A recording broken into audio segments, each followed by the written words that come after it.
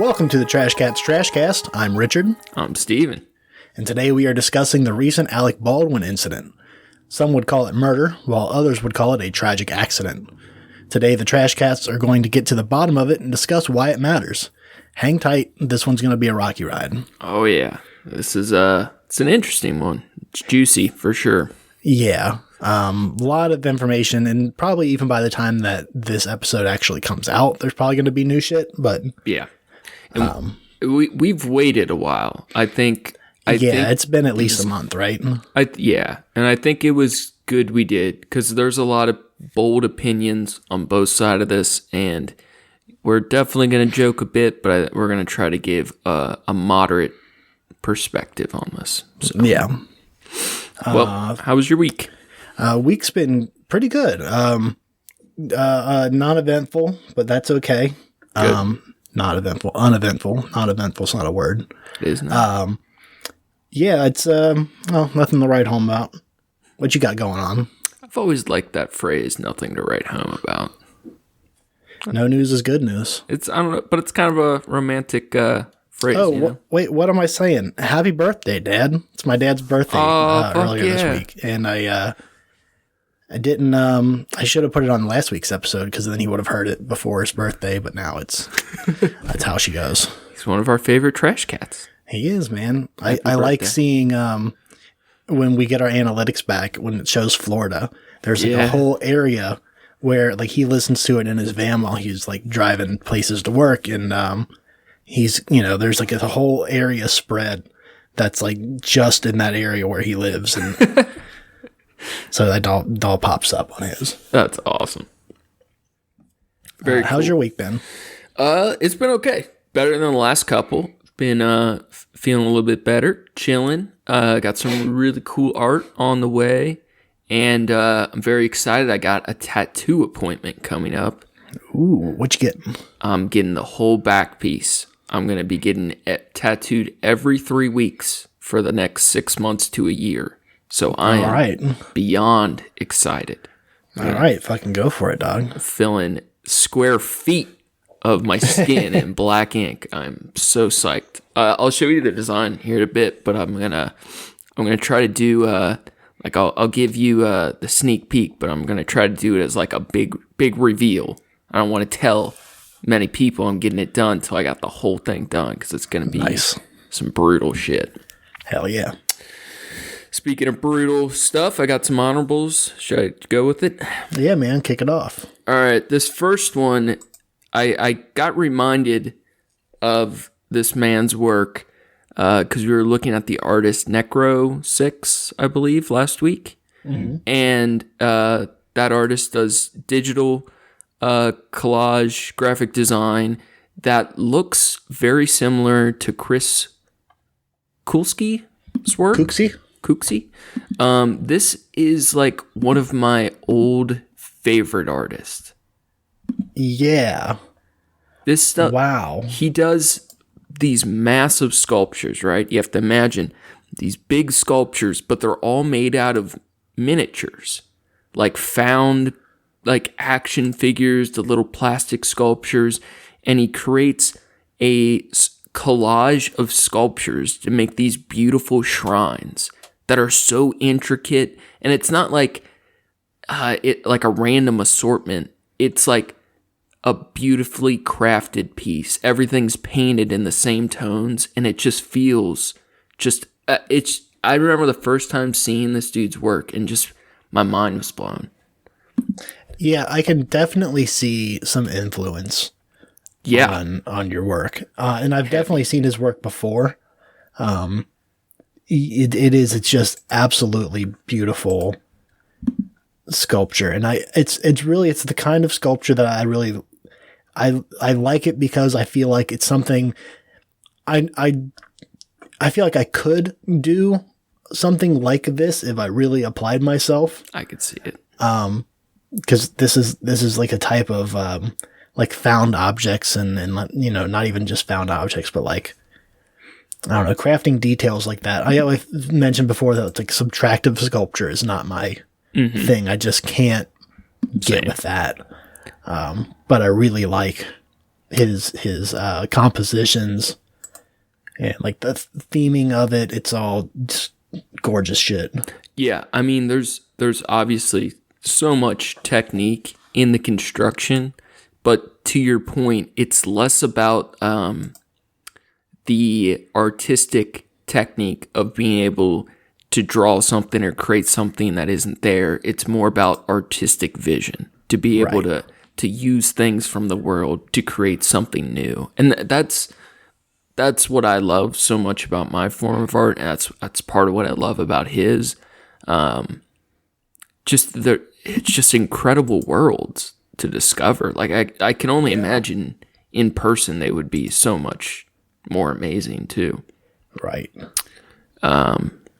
Yeah, really cool. Check out his work. If you want to look him up, his name is spelled Kris and Kuksi. Check him out. The second link of his, if you got a chance, is this piece. It's so cool. This is how I was introduced to him.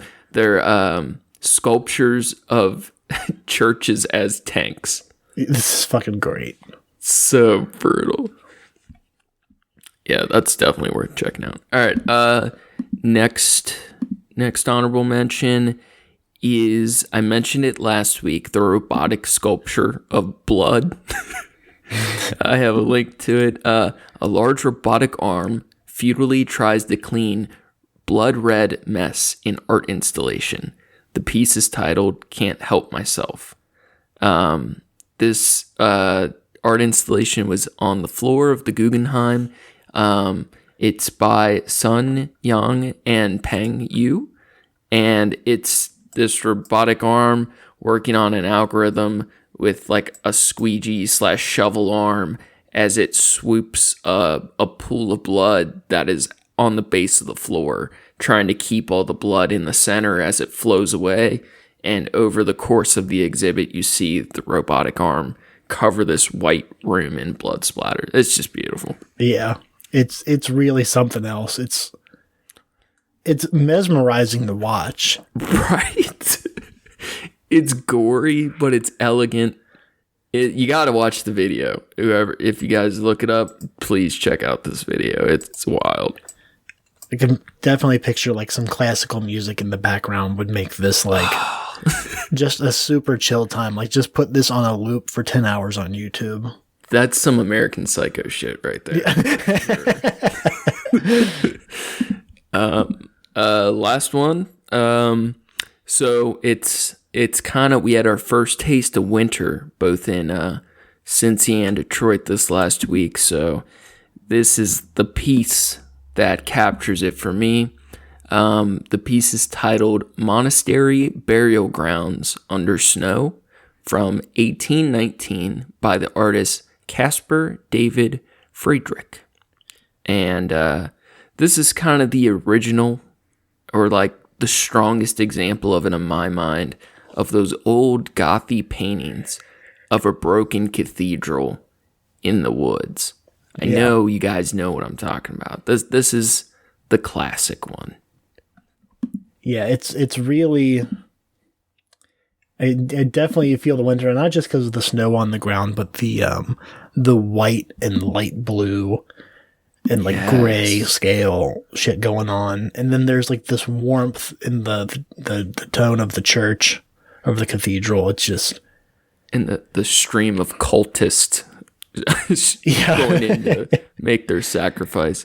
I will say, if you look it up on the internet, it is one of the tricky ones. A lot of these older paintings, for whatever reason, there's a million different versions, and some of that's because the original like underpaintings or sketches or duplicates were also released, and then people edit different versions of the colors. Some versions make it look really flat, but I believe this is the version most true to the original, and it's just so bold. The colors gorgeous. It's just so brutal. Actually, it reminds me, I have I think I sent you pictures earlier this season of my bathroom that I redid. Yes. And I had those I have two little vases on either side of the mirror in the bathroom, and I had for fall, I had orange and black flowers in there. Fake ones, and then it was black roses and then like maple leaves. And then I decided I want to change that with the seasons, trying to like, keep it a little bit fresh, because my bathroom's like black and white anyways. That's kind of the reason I went with like neutral colors throughout my house, so I can let something else be the color, and you can move it around and change the entire feel of the room. So I got hit up Dollar Tree. If you're looking for fake flowers, go to Dollar Tree. They're like $15 at Michael's for something that's $1 at Dollar Tree. Fuck yeah. Life hack. Yeah. And I found some that are like light blue and white, and I was like, oh, that's crispy for you got wintertime. Yeah. Oh, that's awesome. I can't imagine having a bathroom. A bathroom that I decorate. It sounds pleasant. But having a bathroom alone would be pretty nice. I'm out here. I've been going out behind the shed for 5 years. I'm recording this podcast in the woods. It's so cold. All I have is an extension cord. We used to have a bathroom, but we don't go in there anymore. And not since the accident. Oh, shit. So, speaking of accidents. Yeah. Oh, fun. God damn it. This is going to be a tricky one. I think we'll get through it, though. Yeah. I'm only worried because I know I'm going to make jokes. I'm going to want to make jokes not on everything, and I'm sure we're going to get into it. I'm going to get depressed again a little bit, but right now I'm in a good mood, and fuck it. We all die eventually. It's our podcast. It's a good way to go, right? If you want the actual news, you can read it somewhere else. If you want to hear two shitbirds talk about it, this is the fucking place. You're here. So, love him or hate him, we all know Alec Baldwin. Do you have any opinions we need to air out? I don't really know much about him. I've seen him in like a couple SNL skits, and that I didn't think were all that bad. Yeah. I really like 30 Rock. That's fun. Yeah. Since I do like Tracy Morgan, I feel like we're on a 3-week. We were on a 2-week in a row of talking about Tracy Morgan, and I figured this would be a great moment to just bring it in one more time. I don't know how Tracy Morgan keeps making it into my podcast. Well, the comedies, you get the rule of threes, so we bring it up one more time, that's all. Sure. But yeah, I don't know him from much else. He does some funny stuff, but I've never been much of a fan of Baldwin. I don't feel strongly against him, though. You just kind of seem like an old person actor. You know what I mean? Like the type of like your aunts would be like, "Oh, Alec Baldwin," kind of thing. Like, I don't give a fuck. He says some funny stuff, but his like dryness or whatever just doesn't. It's nothing groundbreaking, right? Can I be totally honest and say that I used to get him confused with Travolta a lot? Travolta's way better and way crazier. Yeah, he's fucking wild crazy. Just because they look not alike, but kind of similar enough that they have a similar vibe. But definitely before I watched Pulp Fiction, and I realized like, oh, this is John Travolta. And you remember that at that point, but what do you think before that, I would get him confused a bunch. What do you think was in the briefcase in Pulp Fiction? It was heroin. I know it was. I don't know. I was gonna say that they react in a way that it's. But then there's the one where like, is that what I think it is? And it's like they know what it is, but it's fucking plutonium. It's the only reason it glows. But no one would know. No one would reply, "Is that what I think it is?" Because no one looks at a even if it's a thing that you've never seen before and been like, "Oh, is that plutonium?" I could see it being definitely something illegal, like some blackmail photos or something weird. They just put some LEDs in there to keep it fresh. So, should we do it? Yeah, let's go. So to preface this, we did choose to wait a bit, like we said, to address the story for a few reasons. First of all, because it was breaking news, all the facts weren't out yet. And while they still do not know or have not publicly stated all the details, there's a lot more info out there now than there was initially. And we wanted to avoid jumping to any conclusions. This is one of the rare situations around a shooting where it's also public and highly witnessed. All of the information in question is likely to come out in time. So we wanted to make sure that we gave it the proper respect. Yeah, that is what's particularly interesting. Like when you look at past movie scene deaths, like Brandon Lee, The Crow, whatever, like, like a random public shooting, it might get highly publicized, but oftentimes most of the information never comes public. But this likely will. So there were so many people online just being really nasty and just from one side or another jumping to conclusions, and like the information's bound to come out. There's so many lawsuits, possible criminal charges. We'll find out eventually. So we didn't find it relevant to go very far into Baldwin's past, but unfortunately this incident has become so politicized that some of his personal views are being scrutinized. Baldwin has long been outspokenly opposed to guns, the NRA, and gun violence. On SNL, he portrayed a caricature of Trump. Mr. Trump, same question. Do you feel you're modeling appropriate and positive behavior for today's youth? No, next. So you don't care about the kids? Listen, I love kids, okay? I love them so much I marry them. He did that. He was okay as Trump. I don't think he was great, but I don't think I even ever saw that.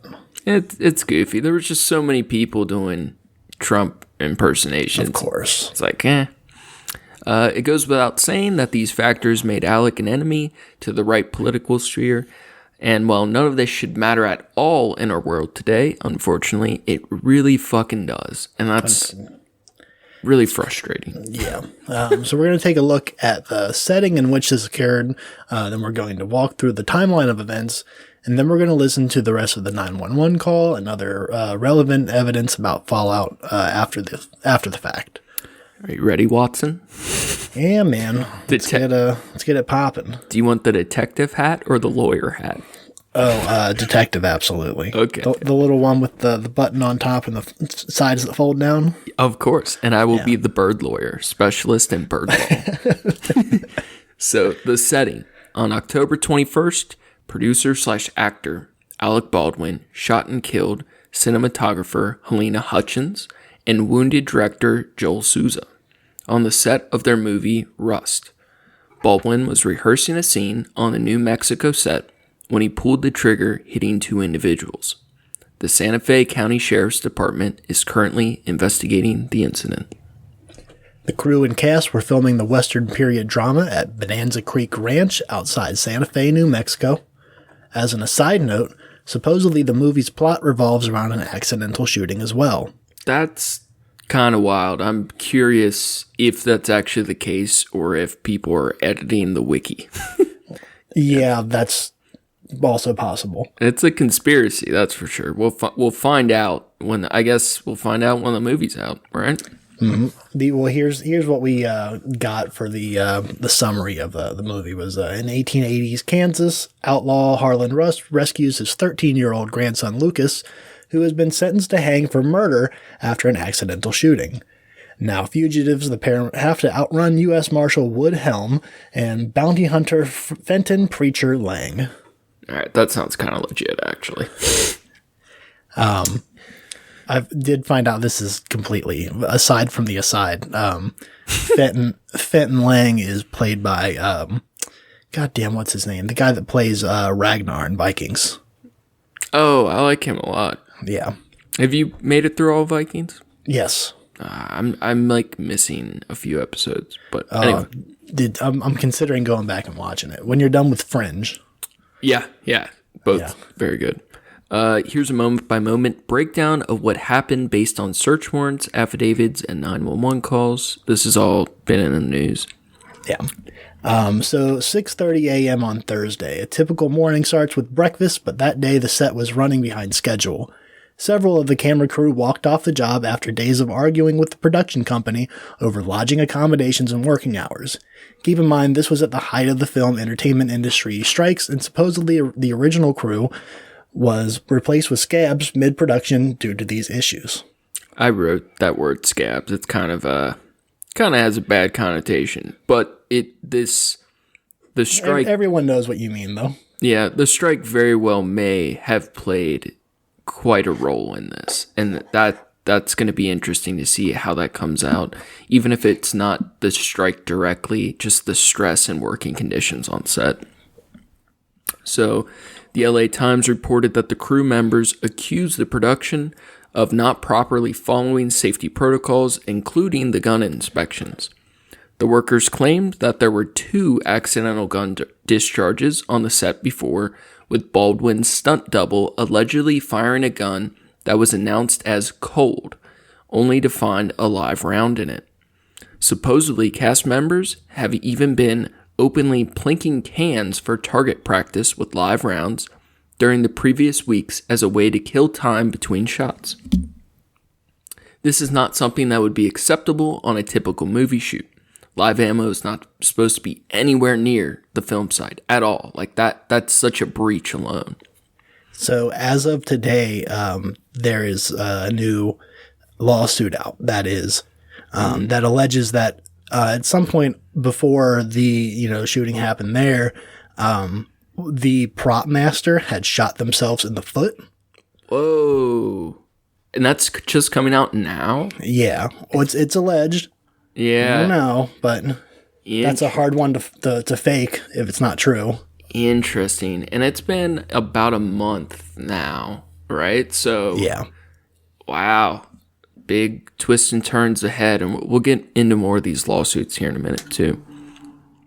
A crew member alleged to the LA Times there should have been an investigation into what happened. There were no safety meetings. There was no assurance that it wouldn't happen again. All he wanted to do was rush.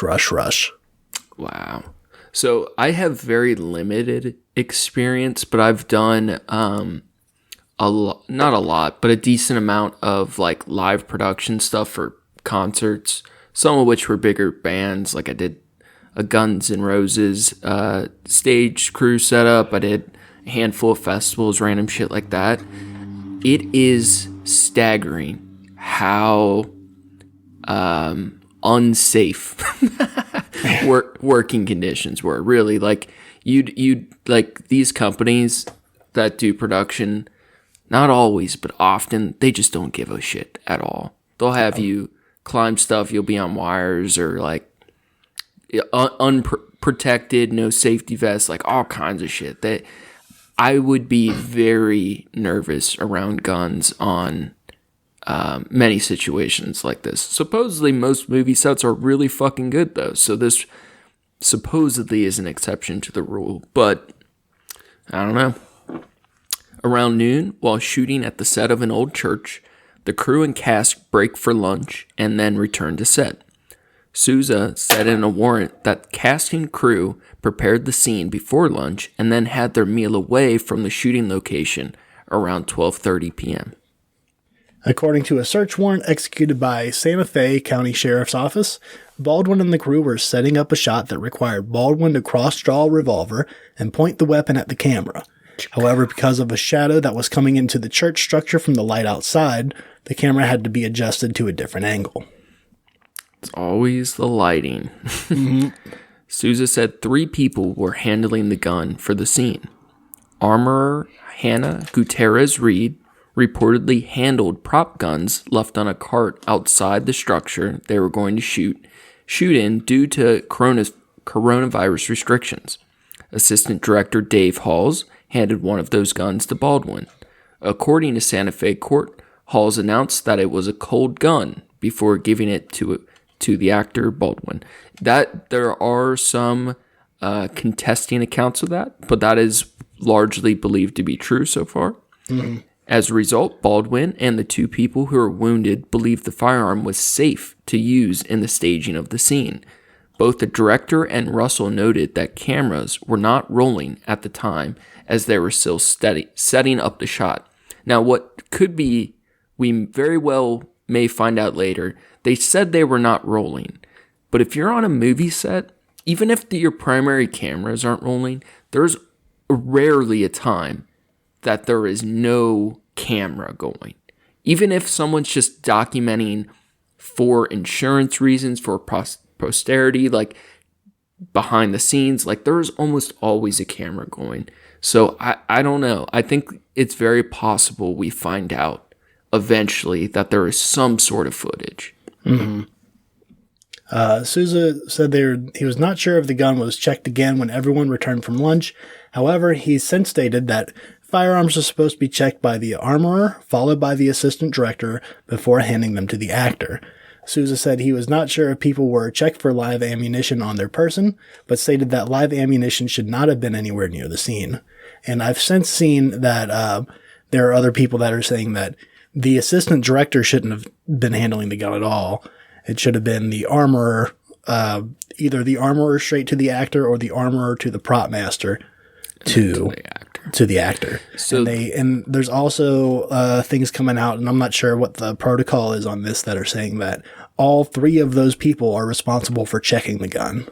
Right, and this is where it gets very confusing. So if you've watched the news about this, you basically can get some professional, whether they're an armorer or an actor with gun experience on a film, you can get someone to attest that XYZ is the protocol, right? Mm-hmm. And the reality is each film will have their own separate production rules with that. So it sounds like they're claiming for this production company, for the Rust movie, it should have been the armorer, then the assistant director, and then Baldwin. We don't really know if that's actually what was supposed to happen yet. That's for sure going to come out, because that's like the direct chain of responsibility. I've often heard the assistant director also doesn't check. And there are many films. It's possible that the assistant director was stepping in because the prop master had shot himself in the foot. Wow. Yeah, that's interesting. And I oftentimes, my understanding is they don't want the actor to like fiddle with the gun at all. Like some films, like the actor has the okay to check, or that they show the actor it's a dummy round or not loaded with real ammo. Mm-hmm. Or anyone the gun may be pointed at gets to visibly see, but oftentimes the actor has like very strict instructions not to check at all. Like if you're told it's cold, you should be okay to go. Yeah. So it really comes down to the specific rules of this production company and set, which we'll find out soon enough. Baldwin was working with the director and the cinematographer, demonstrating how he was going to draw his revolver from the holster when his arm would be... Baldwin was working with the director and the cinematographer, demonstrating how he was going to draw his revolver from his holster and where his arm would be for the new shot. While demonstrating, the firearm went off. To be honest, I kind of don't like when articles use the terminology "the firearm went off." It's bullshit. Like, yeah, he pulled the trigger. Yeah, regardless of where the ultimate responsibility is, we're going to discuss the morals or whatever of it. He pulled the trigger. It's not like guns just shoot themselves. There is, so also, this has been stated on a different lawsuit, but also today came out that the firearm didn't need to be shot. Didn't need the trigger never needed to be pulled for the scene that he was in. Yeah. Yet it was cocked. It shouldn't have been cocked at all. Because he was just rehearsing. Yeah. Right. Well, one, he was just rehearsing, but two, he wasn't going to pull the trigger anyway. Right. For that scene. Yeah. Right. So, Jules Sousa, the director, told deputies he was watching the scene through monitors when he heard what sounded like a whip and then a loud pop. He saw Hutchins stumble backward and clutch her stomach. Sousa was standing next to her. She was assisted to the ground by other crew members, and camera operator Reed Russell recalls Hutchins saying she could not feel her legs. That's fucking brutal, man. Yeah. If to anyone who's not familiar, the sound of a gun is so much fucking louder than you ever think it'll be. It's God, that I can only imagine on a set how scary that would be. It's shocking. You would when never you're not even expecting it. Yeah, you would never think that's even a have a remote chance of happening.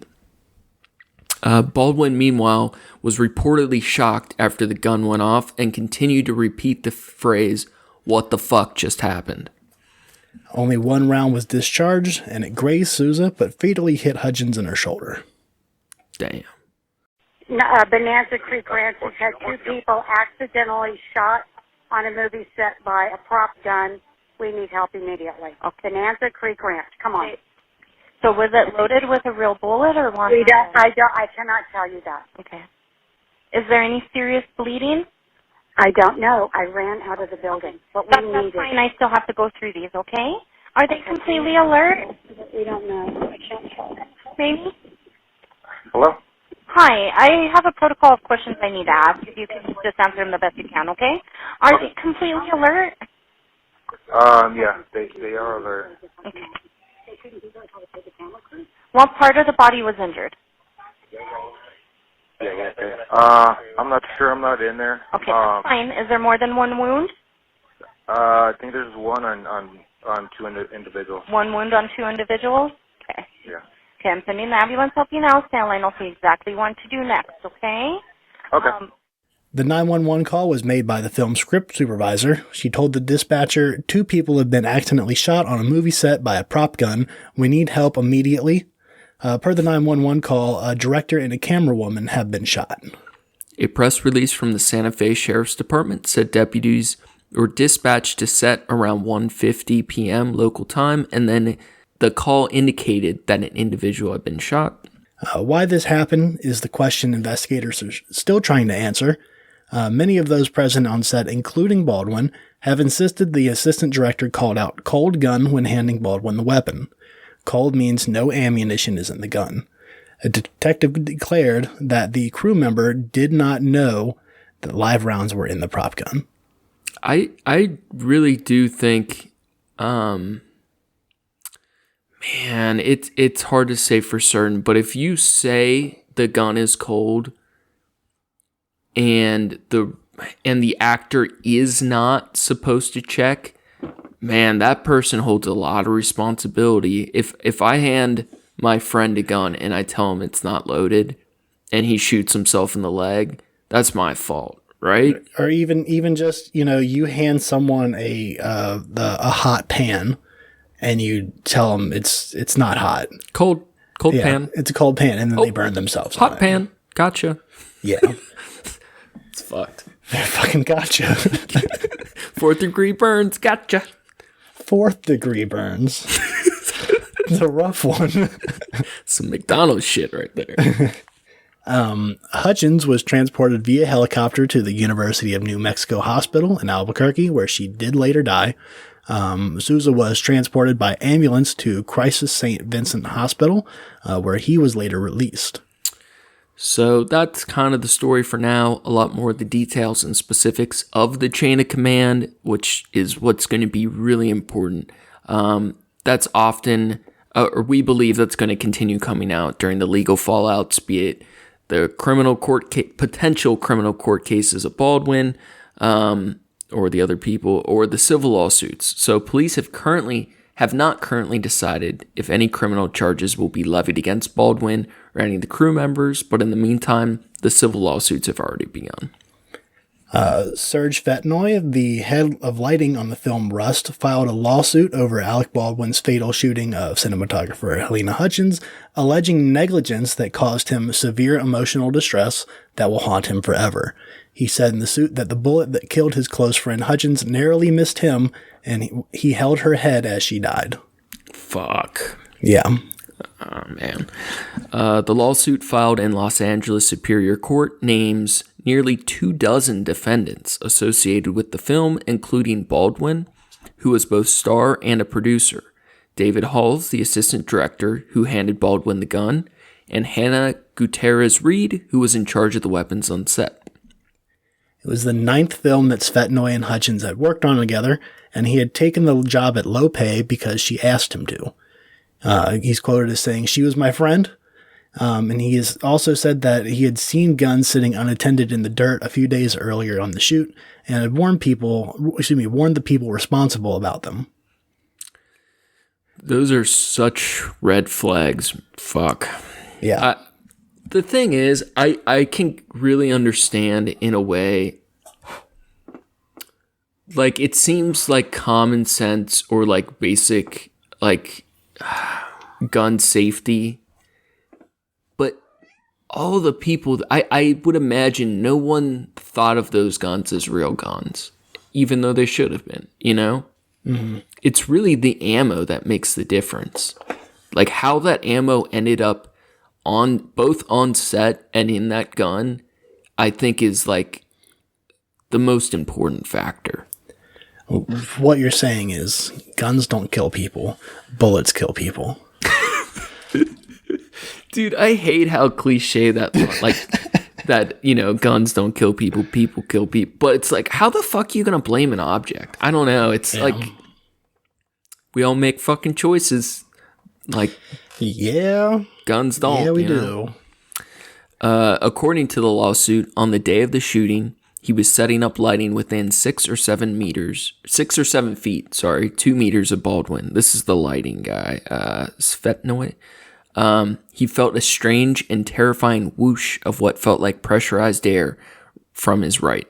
He felt what he believed was gunpowder and other residual materials directly strike the right side of his face. Then, with his glasses scratched and his hearing muffled, he knelt to help Hutchins. The lawsuit seeks both compensatory and punitive damages to be determined later. It was filed in Los Angeles County because the plaintiff and most of the defendants are based there. So I will mention real quick, even when they're shooting on set, they use what are called squid rounds or blanks, right? Right. And even when they're using those rounds, which supposedly are either marked on the butt end of the bullet or have a couple BBs inside of it, like very like in the shell casing, so you can hear that it's a dummy round. So they're supposed to be easier to identify, right? But even at like a proper blank is used for filming because it looks better on film. It gives some pushback. But the reason it gives pushback is it still has gunpowder. Even if it's less and there's no actual bullet, it still has a highly pressurized explosion.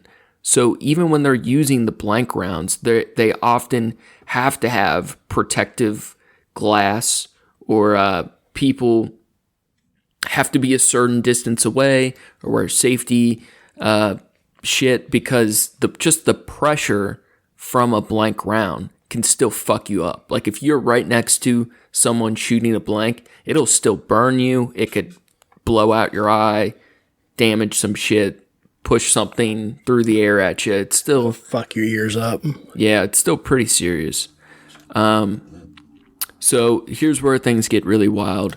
Gutierrez-Reed, the armorer, had her lawyer issue a statement that said, "We are convinced that this was sabotage and Hannah is being framed. We believe that the scene was tampered with as well before the police arrived." Her lawyer went on to say she has provided authorities with a full interview and continues to assist them. They state, "We are asking for a full and complete investigation of all the facts, including the live rounds themselves, how they ended up in the dummies box, and who put them there."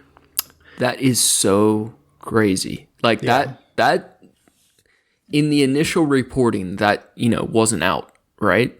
Yeah. And that when she had her lawyer make that statement, it really got people questioning both motives or negligence or who is really at fault.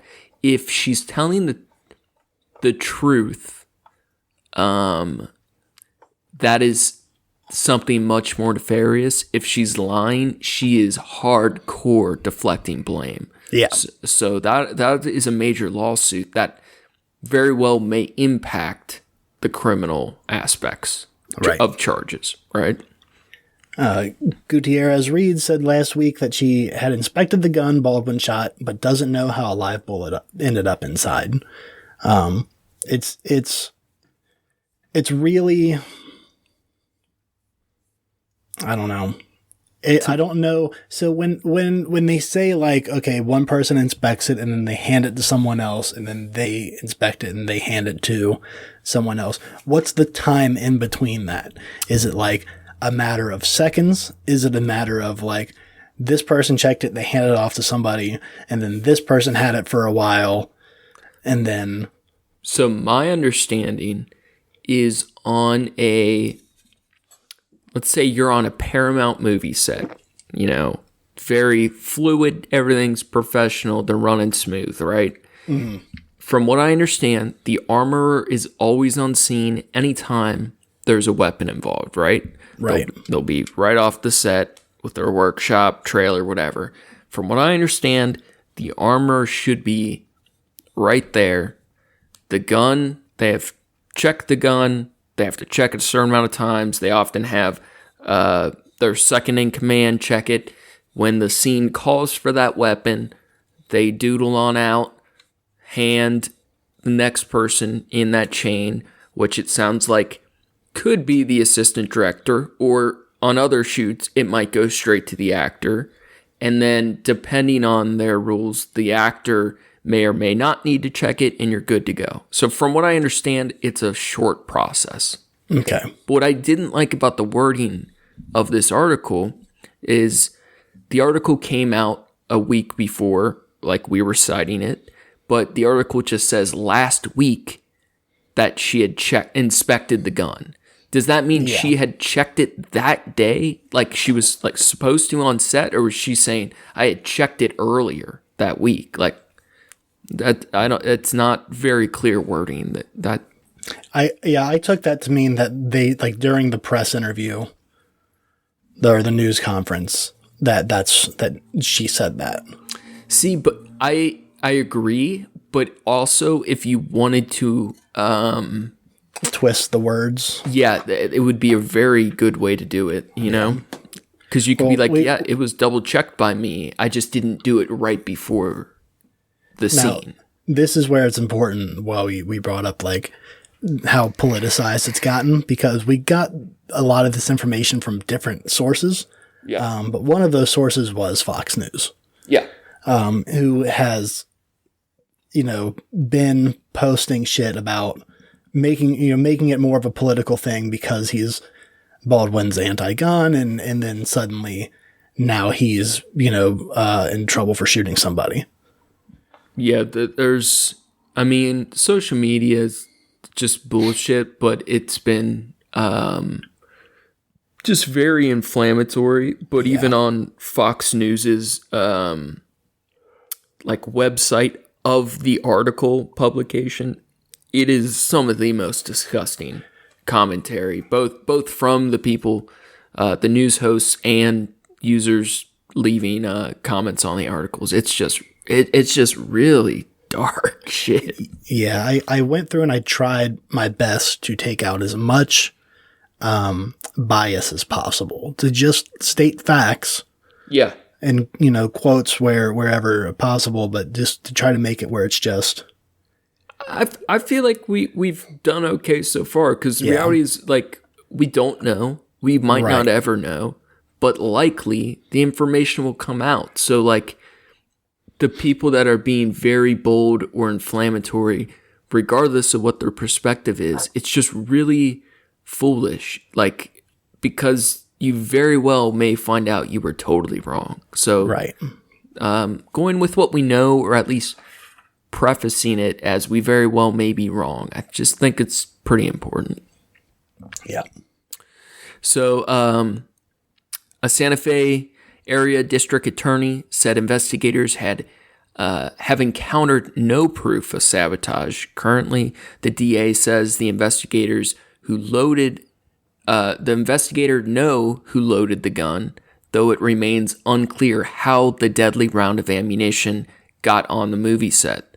The district attorney said she is concerned that there are so many levels of safety failures. So it was said at a news conference that it was far-fetched to suggest there was sabotage, but that Gutierrez-Reed still had the same responsibility to know what was in the gun and who had handled it. Wow. Yeah, it's like overarching safety failures on the macro and the micro. Yeah. David Hall said that he hoped the tragedy would prompt the film industry to reevaluate its values and practices to ensure no one is harmed again, which I think is great, but it's kind of a bullshit throwaway line because these events are very rare and I don't know. It's rare, but also it seems the fault of a specific production company or set of people more than it's one of those things like you deflect like the whole industry's so fucked up because we fucked up, you know? Mm-hmm. Baldwin said on video on October 30th that the shooting was a 1 in a trillion event, saying we were a very, very well-oiled crew shooting a film together, and this horrible event happened. Souza said the scene did not call for the use of live rounds, and Gutierrez-Reed said real ammo should have never been present. The Los Angeles lawsuit alleges that the scene did not call for Baldwin to fire the gun at all, only to point it. Hollywood professionals have been baffled by the circumstances of the movie set shooting. It has already led to other production crews stepping up safety measures.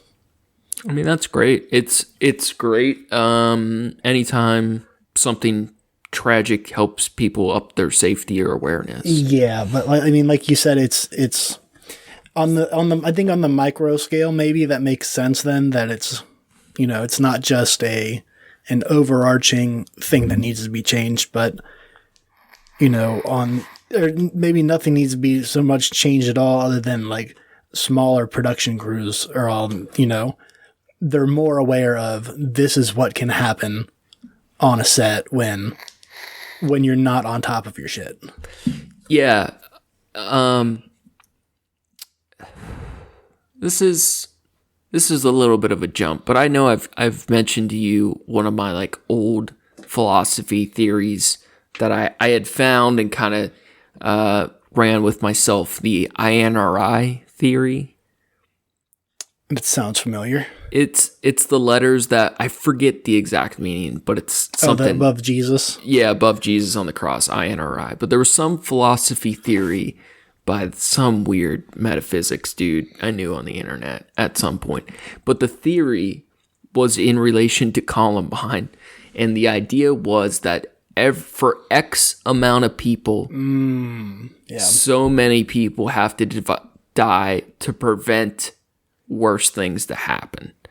And it's a very pessimistic theory, but it's one of these things like every X amount of movies, there's going to be a tragic death, right? Like you're using real weaponry and everyone will either pretend to care or care a lot for a short amount of time. Maybe safety, some things change, maybe not, but like I see it as human nature more than like the failings of any specific person. That doesn't mean people are without blame, but it just, I don't know. It just feels like there's a lot of bullshit talk around these kinds of events also. Yeah. And there's a ton of people saying this is like a classic example of someone who's not respecting guns enough or gun safety not being followed. And it just seems just so goofy or irrelevant because nothing about movie scene weaponry use has anything to do with normal day-to-day gun safety. Right. Like there's nothing you do with a gun in a movie that is acceptable as a gun owner, right? Right. And I just there's just a lot of like moral like shame or like I don't know, responsibility being cast on both individuals and like shadowed over entire industries. And right. It's like, exactly. Like, It's what the fuck? It's like you said, it's not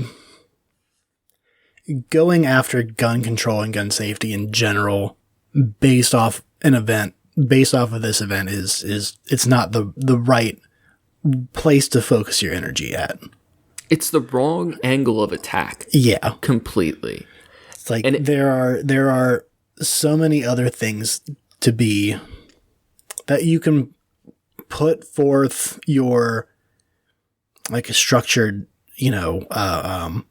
focus on, and that will be more productive than going after that. Like you said, there's not really a ground to stand on.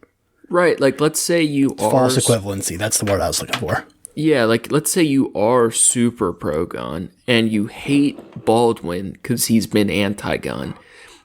If you're using this as an opportunity to espout your political or philosophical beliefs, right? You're using the example of someone accidentally murdering someone with a gun to say, like, don't take my gun away, right? Right. It's like, what the fuck is going on? It's all, I don't know, exploiting other people's trauma in the meantime, too. Right. It's the same the other way, too, for people that are highly against guns and saying, like, well, if they didn't, if guns weren't so prevalent in, movies or whatever, then this wouldn't have happened. But you're not gonna take guns away from people in America. No. It's not gonna happen. I think that's what kills me when people are like, they're gonna come door to door and take our guns away. No, the fuck they're not. No. Never. That'll never happen. I'm pretty sure there's more guns than people in America. Yeah. I know there's some crazy stat on that. It's just multiple guns for every man, woman, and child.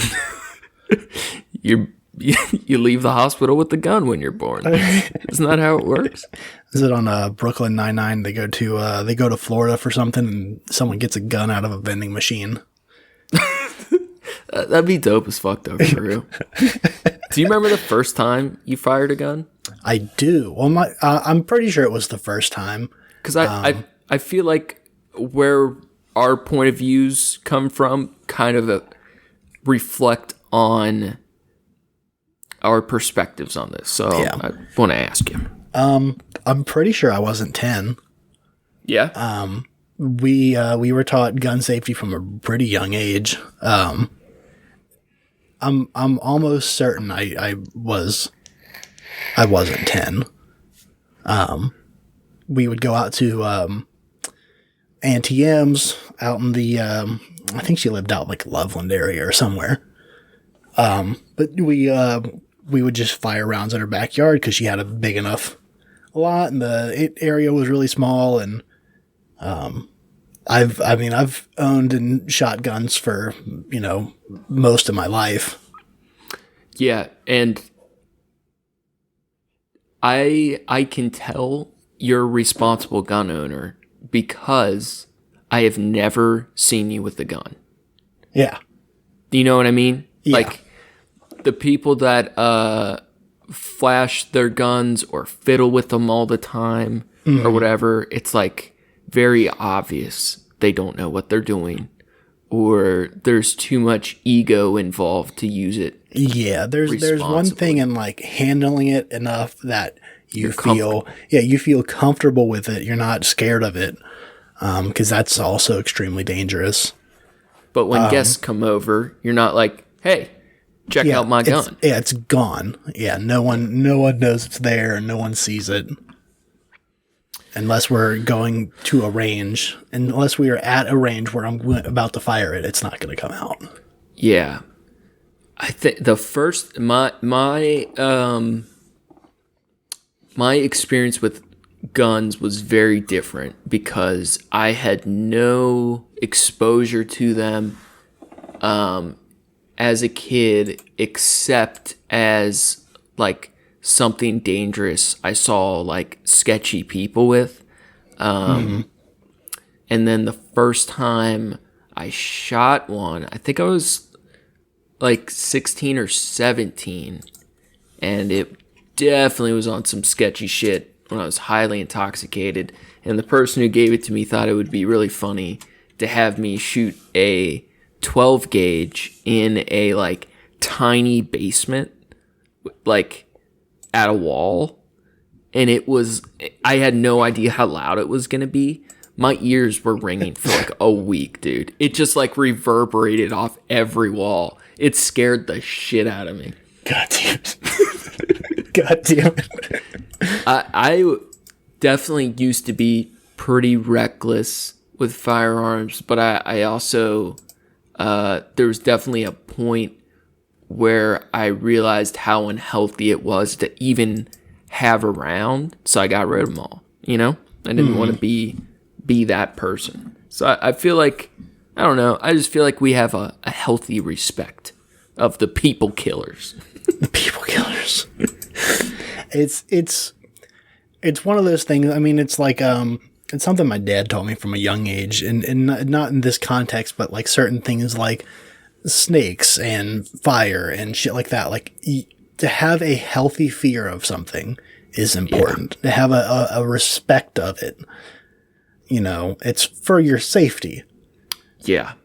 That's exactly why I had to get rid of my shotgun. Because I was so crazy at the time. I had carved on the barrel, "This is for them, not for me." Because it was like, which I thought was damn. I thought that was cold so shit. But like, dude, I swear to God, just having that thing in my closet when I was like so unwell, it was like always calling me. It was like that shit. Like, I feel like even if you're well, though, there's some, like, Baldwin wasn't supposed to pull the trigger for that scene, right? Yeah, and I mean, gun safety, you know, gun handling. Like his finger shouldn't have been on the trigger. It shouldn't have been cocked back. But it's a movie. That's the thing. Is like it's not normal gun safety. I don't know if those rules apply the same way. Mm-hmm. I mean, but he shouldn't have pulled the trigger. But that's the calling of the void, right? I feel like they do apply that way because, one, they're not rolling. Number one. Number two, you always treat a gun as if it's loaded, even if you know it's not. See, I get that it's a movie set, so I know I'm not arguing that it's not a different setting. But especially when you're not rolling, there's no reason for your finger to be on the trigger. I believe I agree, and I think in that situation, as tempted as like the natural instinct to pull that trigger would be, I don't think I would feel comfortable doing it. But I also don't think the responsibility level is the same. If I'm in my backyard and somebody hands me a Nerf gun and they're like, "Hey, it's really just Nerf rounds. It'll be fun." And you're just like practicing. I feel like that's almost closer to the situation than it is plausible that it would be a real gun with real ammo. You know what I mean? Like you were told by your company, even as it's a prop gun, but it's a real gun. And even if it's like, even with firing blanks, like we said, a blank can do more damage than a Nerf dart. Well, I'm assuming these are all assumptions. I'm assuming if they're not filming and they tell you it's cold, I would think he would not pull that trigger unless he thought there was nothing in it at all. Mm-hmm. And I just think it's. I see how there could be and we'll get into it, overarching responsibility because he has a producer credit. But especially if he was just the actor, right? Mm-hmm. Like basically it's your manager at work telling you what to do and that it is safe. And and I definitely agree with that. I think without a doubt, there's more than one person at blame here. Definitely. It's not just on Baldwin. It's not just on the armorer. It's, that, I mean, at least with the information given as of now, there's reason for more than one person to take heat. That's why I found it very interesting. The lawsuit, I believe it was the lighting guy. He had 22 people the lawsuit was against. Right. So even from his direct perspective, he's like, you know, if he felt it was just Baldwin's fault, it would have been for one person. But obviously, this was a systematic failure of multiple levels. Yeah. Yep.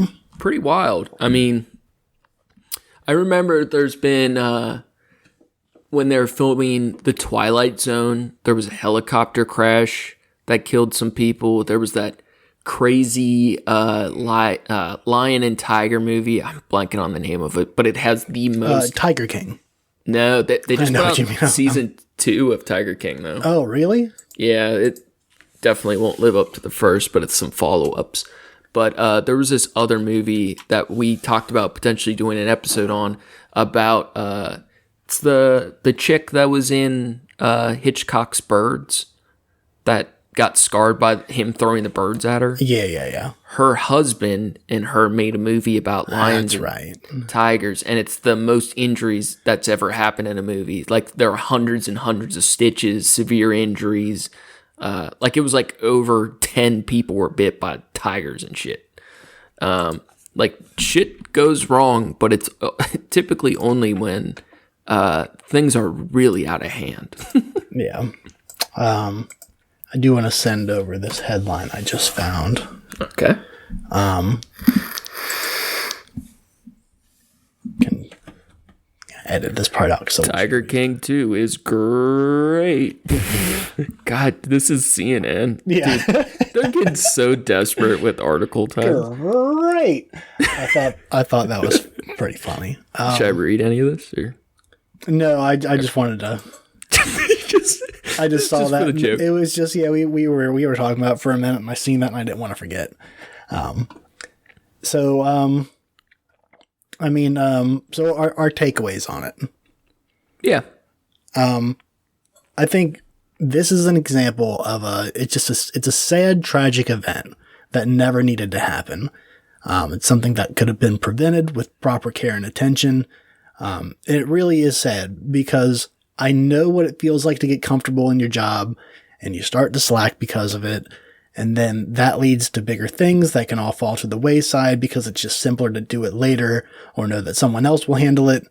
And of course your quality of work suffers and it's easier to miss things.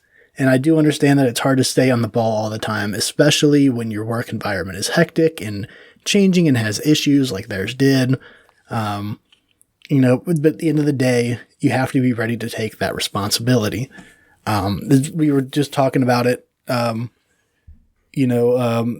this last week or the week before where we were talking about our, psychological or our philosophical, God damn it, our philosophical statement we wanted to make. And, we boiled it down to like the in a nutshell, it's don't be a dick. And I think it's easy in a situation, to think if you're hesitant on a situation or making a choice of a thing and you just think to yourself, is this going to make me a dick? Or am I being a dick for doing this? Even in littler situations, but that can overall, I think that helps me a lot. I've really liked how we carved that out. But I see how I thought your approach from the workplace is interesting in the sense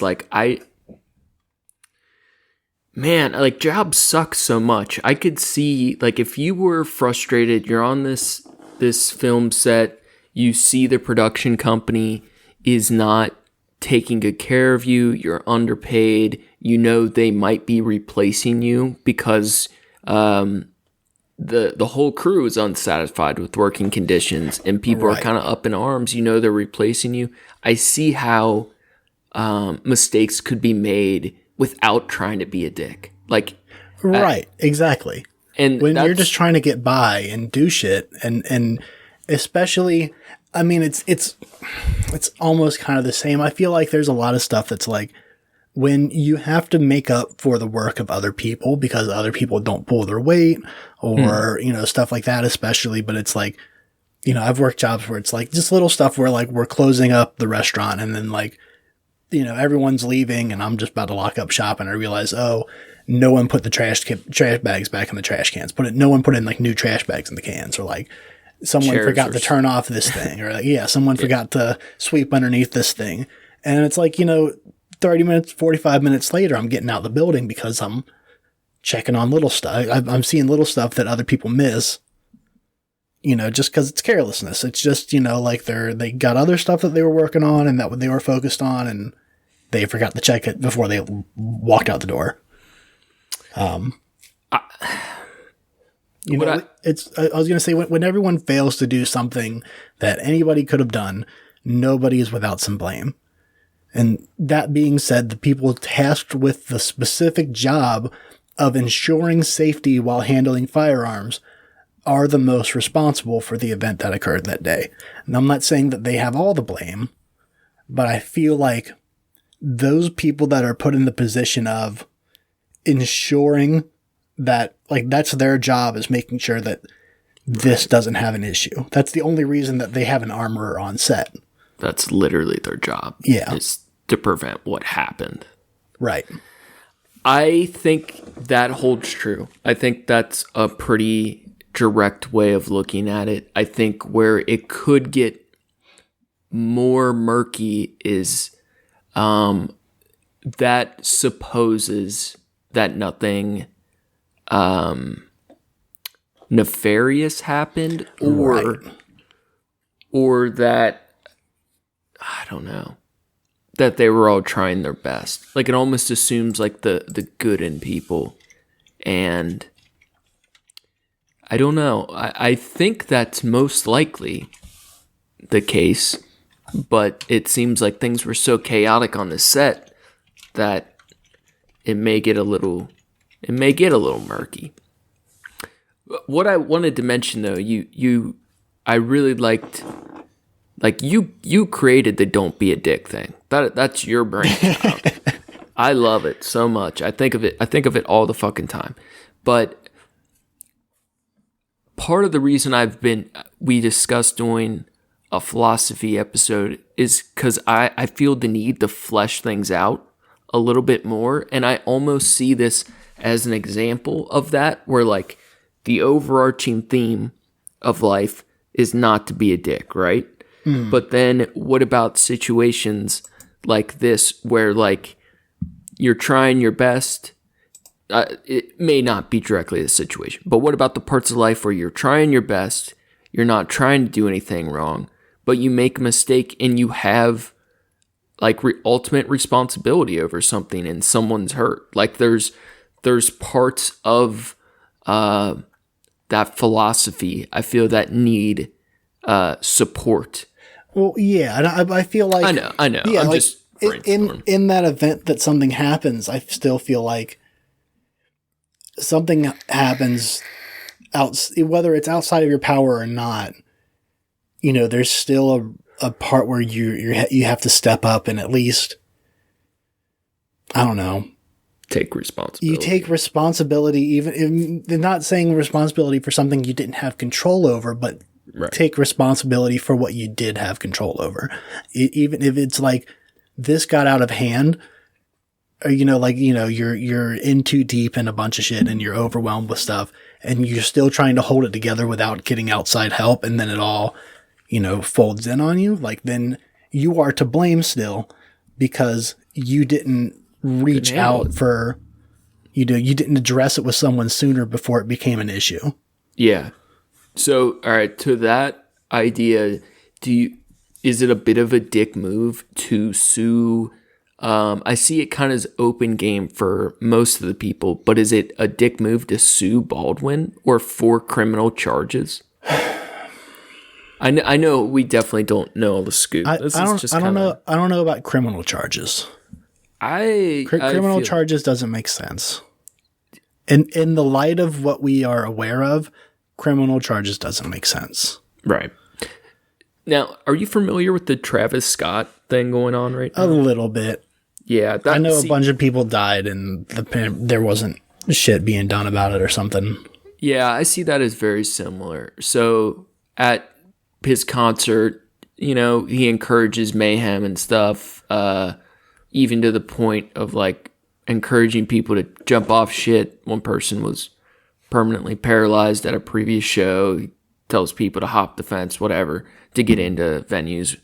And a bunch of people get trampled at his most recent show, and he like paused to let ambulances in, and then ultimately continued performing, right? Yeah. What I don't get is I've heard so many people like almost going back to like the satanic panic stuff, where it's like, is his music like so rowdy it makes him God. Dude, get the fuck out of here with that shit. Dude, 100%. But what I ultimately don't think, like, where the big catch for me is, right, is he's just an artist, right? Baldwin is just an actor. It sounds like the producer part does make it a little more complicated. It sounds like that was mostly just for the credit of it, less than a practical, like anybody can be a fucking producer. Yeah, but they when you have a bigger name, you can get your name and different credits on a production just to, you know, but guarantee that you're going to work in it. Right. We may find out though that maybe there's a whole fucking server full of emails where he is actively involved in production and people are sending him emails like, hey, this is not safe, and he ignores it. Like, all of that is possible. Or vice versa. We may see he's a producer, and he's the one saying this shit isn't safe, and the production company won't listen. But let's just assuming he's just the actor, right? Travis Scott's just a musician, whatever. Like, they're doing their jobs, right? Like, I don't see why people would point the blame on the performer and not the venue, not the staff, not the armorer, not the security at the concert. Like, why are we trying to punish artists, like, just to have someone to blame? Yeah. I will say if the artist is encouraging people to do shit like climb on scaffolding and do wild shit, then there is some shit there. No. Yeah. All right, Cannibal Corpse show, Wall of Blood.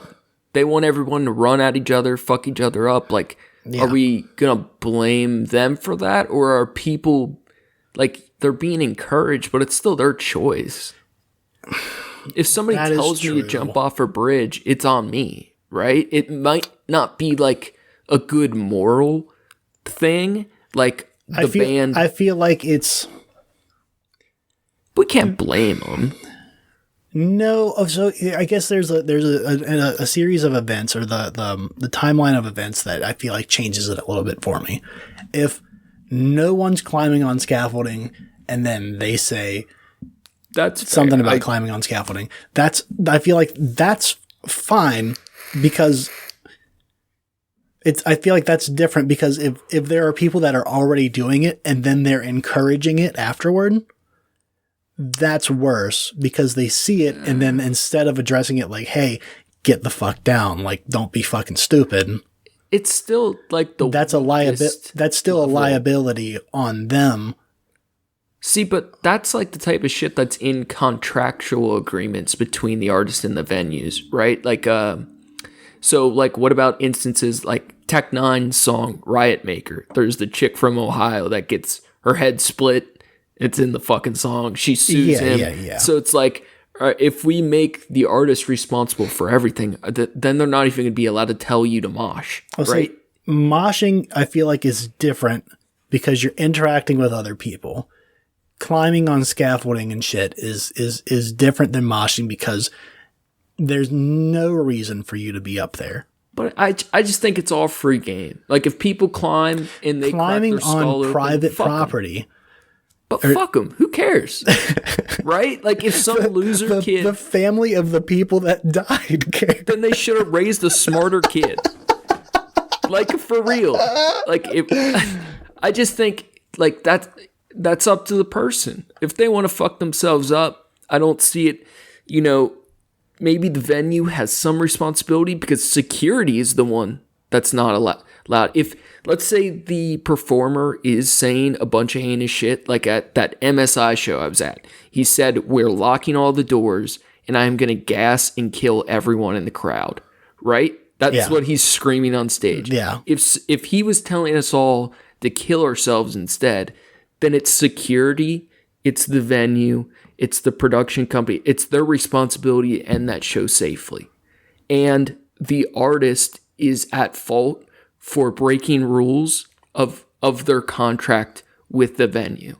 But if a person in the crowd kills themselves because of what that artist says, that's on the person who's dead. Fuck them. Yeah. Right? So, yeah, like, I see that. One of my favorite bands, I think we've looked at Shining, the black metal band. The dude is a racist, misogynistic piece of shit. Absolute piece of garbage, right? Mm-hmm. I fucking love his music so much. And it makes it difficult sometimes, right?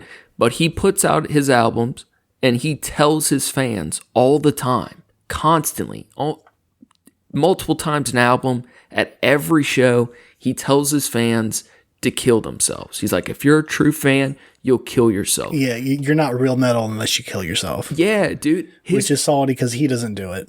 That's the thing. He faked his own suicide for 4 years, and it wasn't like it was a legit faked everybody out, including the band. His entire body is like ropes of scar tissue because he cuts himself so bad at shows. Like, there's times he's unconscious and he's going to the ER in the middle of the show. Like, he is that brutal, right? And multiple fans have killed themselves. Right. Like, I'm pretty sure it's like over 10 at this point. And people have tried lawsuits or whatever, but he's in fucking, not Germany, but in a European country, they give more leniency to the artists, so nothing has come of it, right? Mm-hmm. But if one of those kids kills himself, like, I think he has a moral responsibility. I think it's kind of fucked up. I kind of like it a lot, but it's still the kid's choice, right? Right. I don't know. I just think, like we were talking with our clowns and magicians, like, people who fill that role in society are like, we're allowed to love and hate them. We put everything on and we put blame on them, but they deserve a certain level of immunity in my mind. Yeah. If Travis Scott... A certain level of immunity, yes. I think complete immunity, I think it's barring the situation completely. And I haven't watched the videos and shit from, the Travis Scott thing. But there's not much to see. Yeah, I feel like they're definitely... I mean, I've been at shows before where, like, a fight breaks out in a mosh pit and they'll stop the fucking show. Be like, hey. Like, you guys either stop that shit or you get this fucking guy out of here. Like, I've definitely been to a lot where they don't, though, too. Regardless of what happened to either of us in that situation, I would never put it on the artist. Unless Travis Scott drove the ambulance through the crowd and murdered everyone, I wouldn't point an ounce of blame on him. If anything, I think he should be commended to a certain degree for pausing at all and making room for ambulances to get in. He made some effort, but, like, the show must go on. Unless, like, you directly are choosing, like, hey, if I keep performing, I know that person is going to die. It's the crowd that killed him, right? Yeah. Yeah, I see. I get your point. You're right on that. Like, I think Baldwin, if he shot that gun and was in shock, so fucking confused on what happened, and shot at 3 more people, I think I'd still give him a fucking pass. Because think about like that one. I don't think I can agree with you on that. Dude, you pull the trigger and you shoot somebody. The last thing you do is point it at more people. Well, let me try it one more again. You got to shoot your way out of that situation. You're so fucked, bro. You're already in, man. You got to get out. Dude, you got to get out of there. No witnesses. Think about from his perspective how traumatic that would be. Like instant. Oh, fucking awful. So bad. That's what I mean. Like I think I could give him a pass on firing another 2 bullets, another 2 rounds, because like, what the fuck? That's out of sheer panic. Out of sheer panic, I feel like out of trauma, PTSD shit, I feel like it could have been a lot more heinous, and I still wouldn't want to. You're saying we owe him a couple more rounds. That's what I'm saying, dude. It's just fuck. I just think I don't know. I just think they deserve a certain level of immunity. Yeah. Well, I won't even get into the Rittenhouse. That's all. Yeah. I was waiting for you to bring it up, and yeah, we don't need to get into that. I'll say real quick. He's innocent of self-defense. We talked on the phone about this. Yeah. I'll give the abridged our conclusion we came to. He's most likely innocent on self-defense, but the system is flawed and there should be a middle ground. Just because he's innocent of self-defense doesn't mean he isn't responsible to a certain level. And there should be a middle ground on the charges. Yeah. Of putting yourself into that scenario, period. To antagonize shit. Yeah. You're building an environment of terror. But he was doing it to protect someone. I don't agree with that, but it's right. A whole thing. But if I get caught with a baggie full of stardust that Officer Donuts down the street doesn't like, yeah, exactly. Then you're going to jail. I'm going to jail for 3 to 5. Yeah. But if I go to a sketchy situation, breaking curfew with a gun that may or may not, you show up with a fucking AR-15 right. and a bulletproof vest, ready to rock and roll, and say you're just watching over the store that's in a different state than you live in. The different state doesn't matter to me, because you should be able to defend yourself anywhere. If you're 17 going across lines with a gun that's not registered to your name, it wasn't illegal. Or they haven't given the definitive ruling, but in his state, a pistol would have been illegal for his age. But under the hunting rules, his gun is in a gray area. He's out there trying to look for deer is what he was doing. But it's so fucked up. Like, that's how bad the laws are that they decided not to charge him for the gun. Like, that's the state fucking up, you know? Yeah. Wow. But regardless of where you are and what weapon you should be allowed to defend yourself. It's just he still has a level of responsibility that our justice system. If you drive out to a neighborhood where people are protesting and definitely some of them are armed, when you could have just been at home that night, and then complain that you were defending yourself after putting yourself in that position. That's where that needs to be a middle ground. Exactly. Our court system's not nuanced enough to handle it. There's other shit. But the flip side is, what if we lived in a super racist city, right? And some KKK losers are going to attack a bunch of people's businesses because they hate them, and we philosophically, morally don't believe that's right. So we decide to try to help or protect other people, right?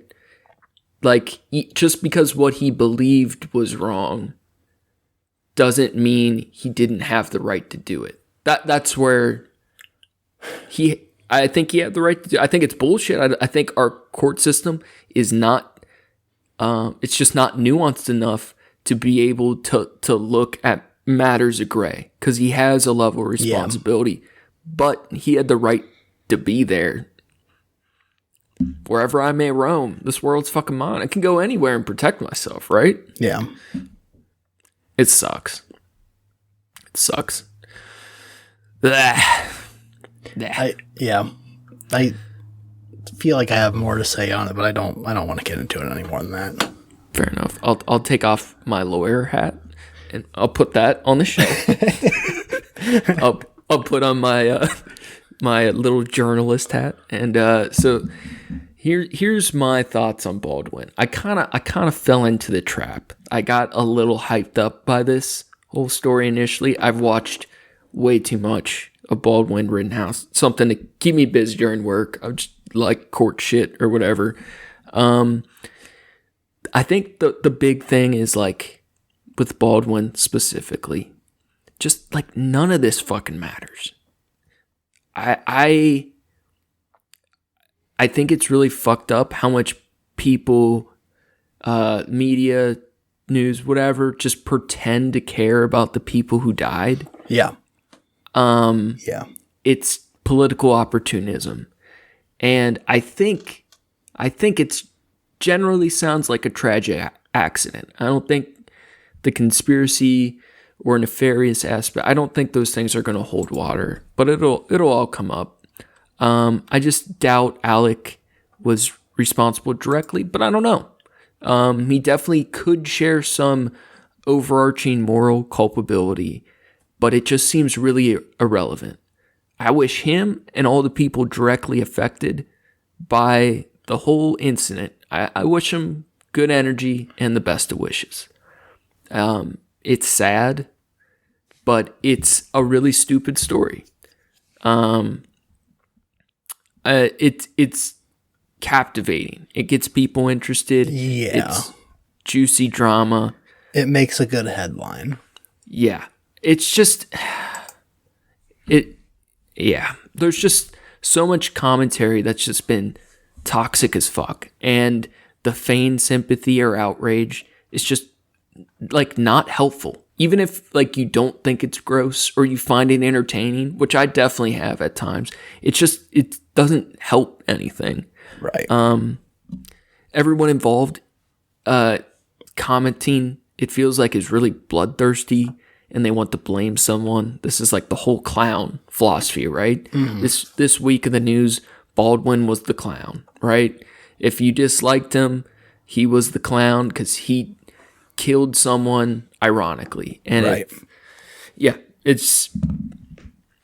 I think Baldwin was just so philosophically opposed to a lot of his detractors that due to these political views, their mind was just set that this was the perfect tragedy for a righteous act of karma. Mm-hmm. You know, they wanted nothing more than to publicize this as much as possible.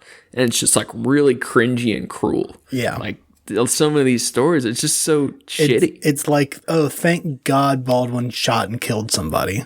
Thank God someone died. Now we have something to make memes about.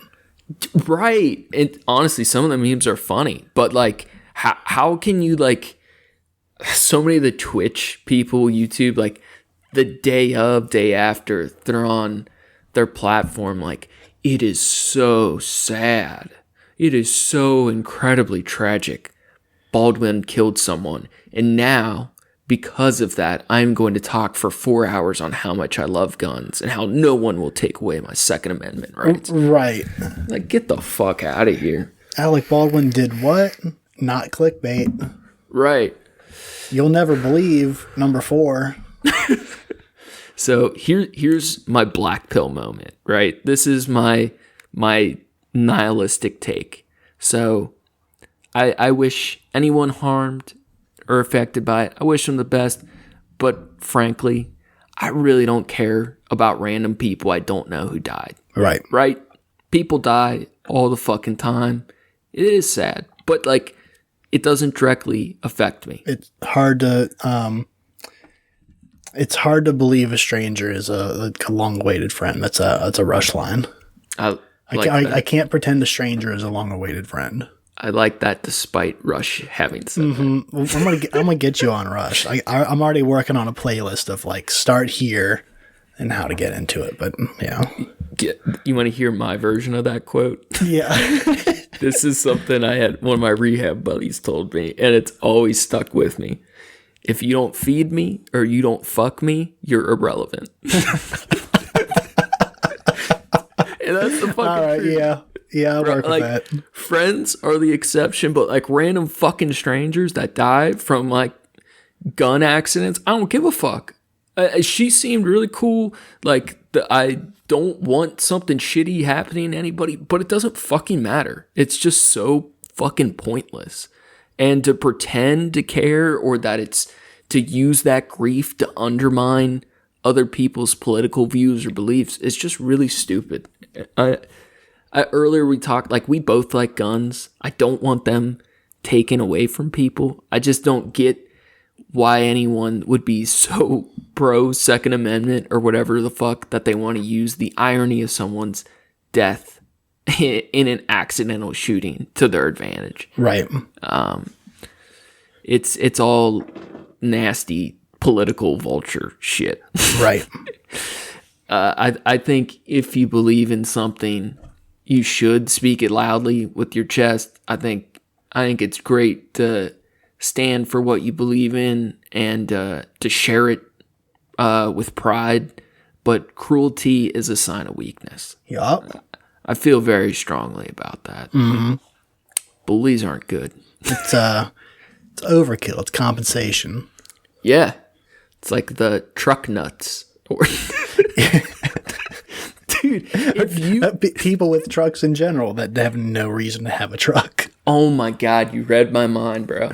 If you drive a truck and it's shiny as fuck and you don't work using said truck, you're a piece of shit. I saw someone the other day, and I feel somewhat conflicted because I know that they're like nice rides and shit, but like this person was in this fucking Lincoln luxury ass truck, and it was like, why?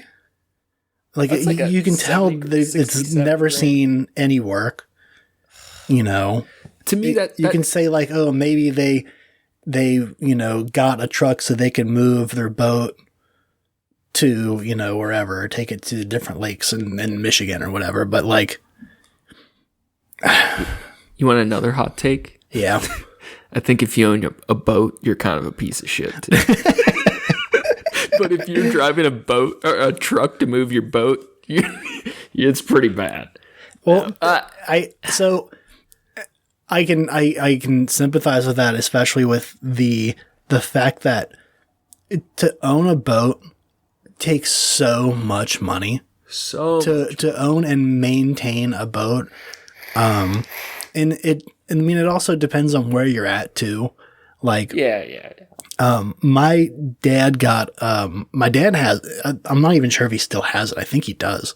My dad's got a boat that was his dad's boat. I knew you were going to say that. And I was speaking hyperbolically. I apologize to our favorite trash cat. Right. No, but he knows too. It's like, it's just a money hole. Yeah.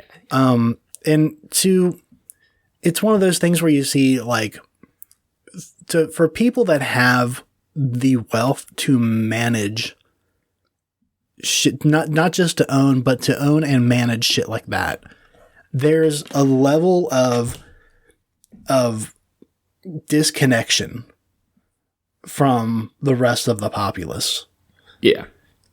And it's not to say that, if you work hard for, your money, you shouldn't be able to have something nice. Obviously you should. But there's definitely a level of disconnect from that. Yeah. Anyways, compensation. It's a level of luxury, right? Yeah. And if you want to get a luxury truck to haul around your boat, and then also happen to drive it around wherever else you go, maybe because you spent all your money on a boat and a luxury truck, that now you can't afford a regular car, so you just drive it in the city all the time. But I don't hate the rich. I think that whole thing's garbage, but more power to them. But what I do hate is poor people that live outside of their means. If you drive a Chrysler 300 and it looks like shit and you can't pay for a flat tire, you're fucked. Yeah, right? You're fucked. Actually, I tend to like those people more, but I'm kind of a piece of shit. So you can relate with those people more. Is what you're saying? Definitely. I definitely want to say it's important to note that I don't think this case has anything to do with gun safety. I think this is a highly specific and niche area that does not relate to at least normal gun ownership and personal responsibility. It's a movie set gun, protocol within, small production like settings. Yeah. Yes. But well, there's gun control as a whole, it does not affect. Right. That's my point. I just don't, there's a reason most states don't have many restrictions on movie sets using prop guns, because it's normally A, not a problem, and B, it's up to how these production sets want to do it. So if there's blame, it's not at the movie industry as a whole, and it definitely does not reflect anything about a normal person in gun safety. Right. I think it says even less about him, Alec Baldwin, because he's just a fucking actor. I kind of explained that with the don't blame the artist bullshit. Artists are special, unique snowflakes, and we will not melt them. With the current information, I don't ultimately think it was his job to clear the gun. Other people, it seems, had that responsibility. Even if he had checked, I don't think he would have fucking known the rounds were live ammo, because live ammo shouldn't have been there, and because he's an actor and not an armor. Ammo shouldn't have been gunner. even like blanks shouldn't have been there. I don't know if that's they were using blanks for that particular. Well, for that scene shot, yeah, you're right. for that shot, it shouldn't have even been necessary. Right, you're totally correct. No ammo should have been on set. If there's blame to place, I think that's one of the first places to look. How the fuck did a real bullet make it into that gun? That's my Sherlock moment. Is I'm gonna go there. I'm gonna look at everybody's the sleeves of their clothes, and I'm gonna find the gunshot residue. Are you talking about Sherlock Crimes and Punishment? Yeah, I'm gonna the video game, because he does that. I'm gonna detective this motherfucker. We don't know. We don't know if he for sure was aware that there was live ammo on the set. Or I'm sorry, we do know. We know for sure he knew that there was live ammo, but everyone there knew. People were plinking the cans. Everyone present shares some level of blame for that. If that was really so egregious, then there's no reason you would have been at work the next day. It's one of those things. We all see it. We all know it's just bending the rules a little bit. But, no one was willing to draw a hard line on that. Well, some people did, and they left that morning. Yeah, no one who stayed did, at least. There is I'm sure, so I don't know what that lifestyle is like, but I assume there's probably some of that in other movie things where it's just not, it's off the books, it's off, it's not reported on, because things like this don't happen at other movie sets. But I feel like it's possible that it's one of those things that's like, it's maybe not common, but it's common enough that it's like unnerving, but it's not enough to be like, okay, well, I'm going to quit tomorrow then. Right. I know I've been on tons of construction job sites, or when I was doing rigging for some of those concerts, where my manager would be just about forcing you to do something that could be very dangerous, right? Yeah. Go up that without a tether, touch that electric box that you know nothing about, that hasn't been checked by an electrician. Shit like that, where you could fucking die. And there are times where you just have to draw the line, right? Yeah. But for the most part, you just show up to work the next day because you need the money. You're not in control. But if I really felt that opposed to it, and like the next day I touched that electric box just because they said it was safe, like that's on me to a degree. I think they share some blame, but like, everyone on that set knew that live ammo had been present, and that's on everybody, including the people that are filing lawsuits. Exactly. I think the lawsuit filing, there's some gray area there, but I don't know about some of it. So, Baldwin has the producer credit, but I think that's like the flimsiest line of evidence to claim that he is solely guilty of murder. A movie is so much bigger than one fucking person. It's so many moving parts and people. It's a little city. When I've done some of these concerts, there were literally multiple cranes setting up stages, and that's just like a concert. A movie, you look at the credits of a movie, it's thousands of fucking people involved. Right. Like, it's just more than one person failing at their job. Mistakes were definitely made, but it's bigger than one man being responsible. If you want to cast some of that blame at Baldwin as a producer, then maybe, he probably should have encouraged better safety for the set. And go for it. But it's more than him. I definitely think unless something very stunning, a major twist comes out, I just see no way to put the sole responsibility on him. Right. I think the biggest question in reflecting on this is, like, for me, was why the fuck did I get so invested in this? Yeah. And I think we have addressed that to some degree. Yeah. Well, I know the reason I got invested in it was because we were at a point where we were still trying to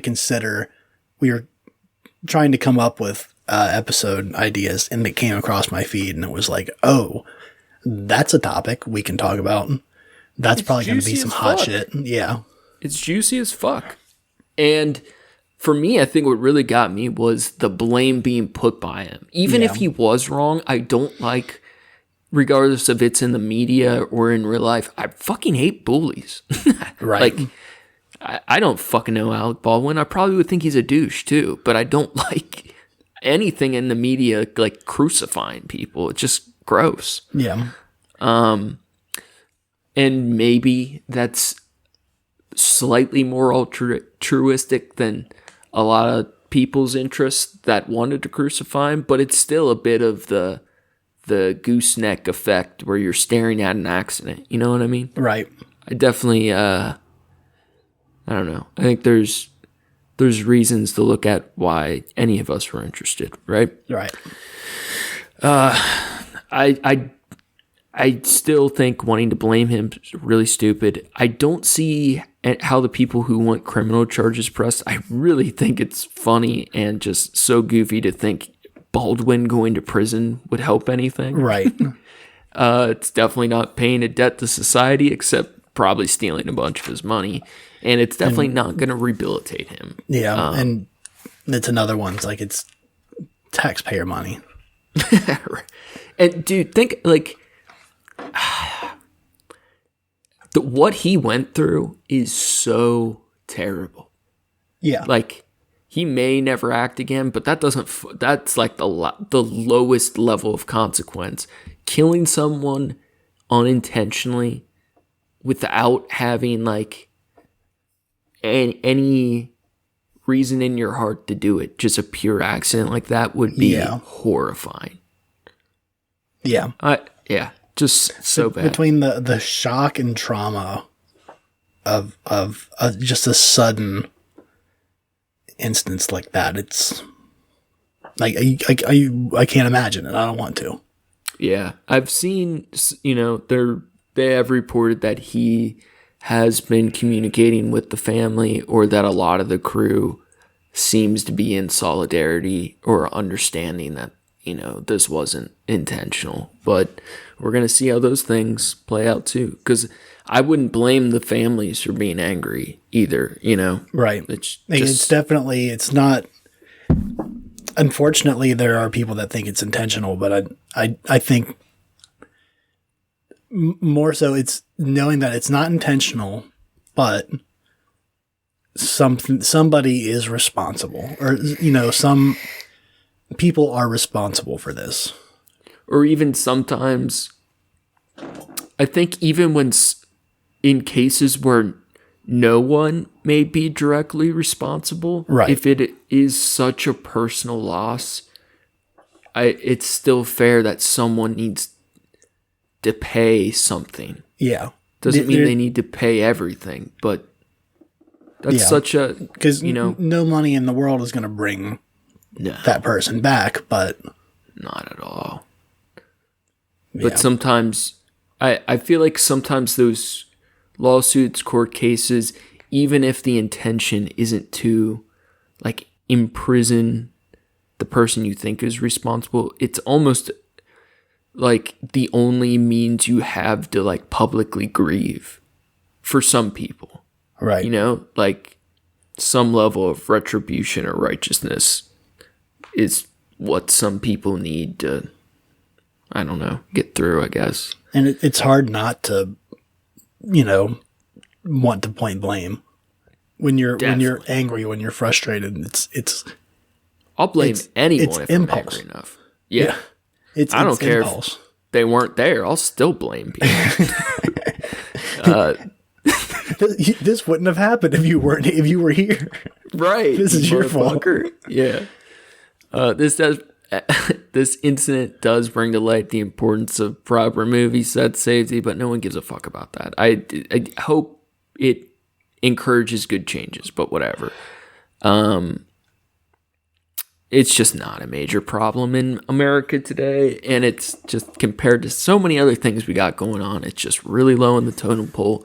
Yeah. Hopefully it makes things better. As far as not even so much changes, I hope it's just that it improves people's vigilance. Yeah. On shit like that.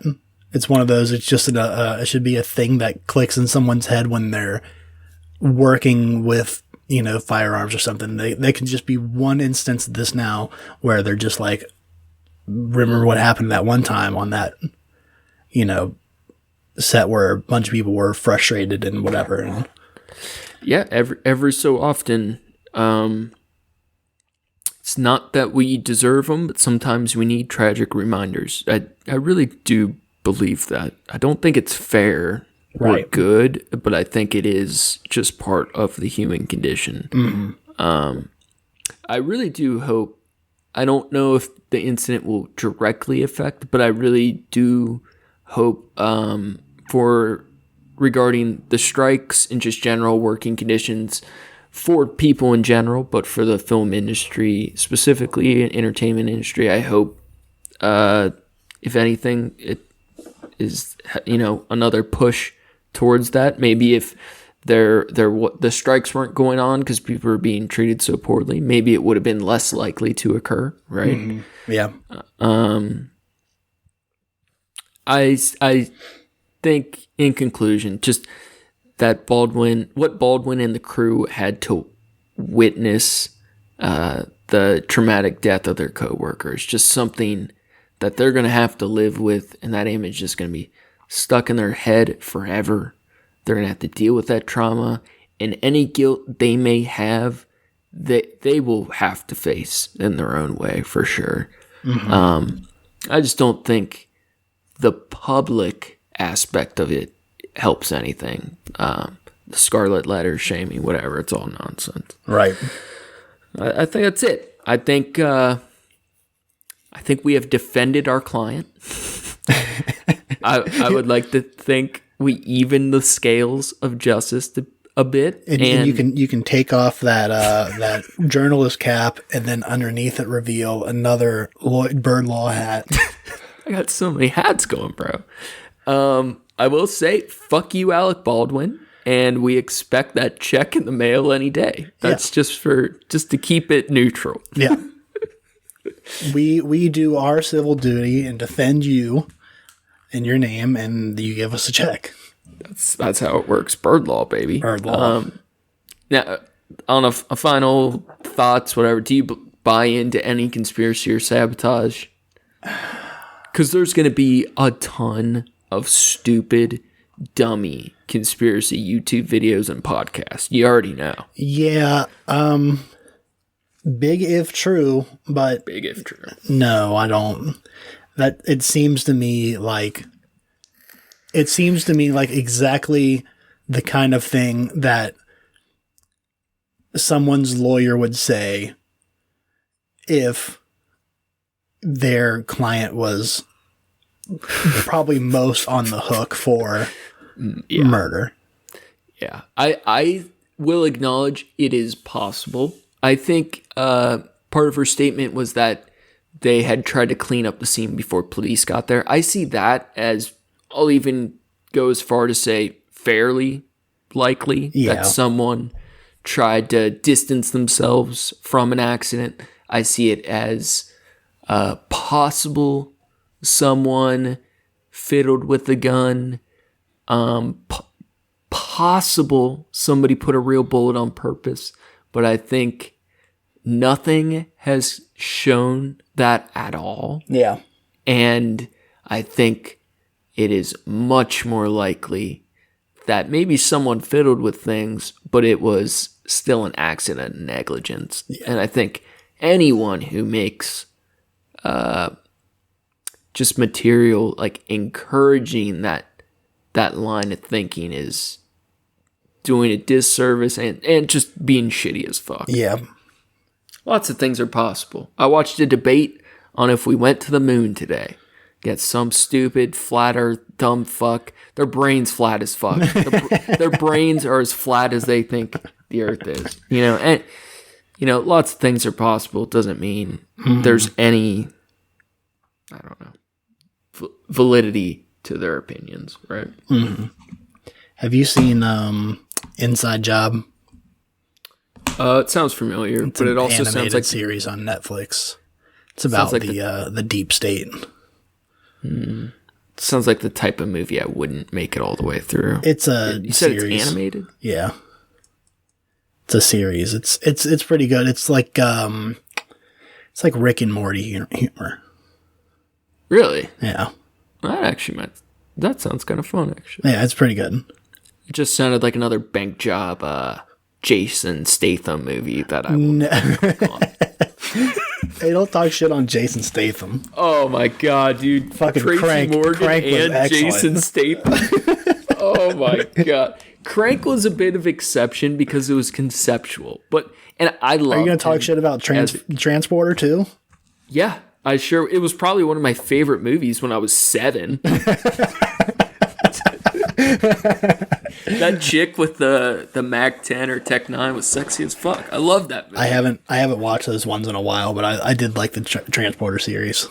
It was fun as a kid. Now, are you saying from experience that I shouldn't rewatch them? No, you should rewatch it. Let them exist in my head as a good movie. No, ruin anything in your childhood memory that is amazing or like a perfect memory. Ruin it. Ruin it as soon as possible. You'll feel better. You know what I had to skip over today because I knew that was going to be true? Mystery Men. I don't know that one. You never watched Mystery Men? It sounds familiar, but I don't remember. It was fucking wild. It came out alongside of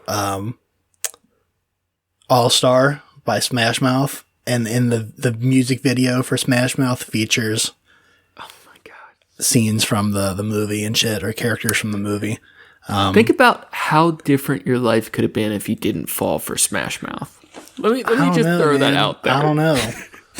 well, I was a kid. I wanted to go see this movie, and I remember it being good.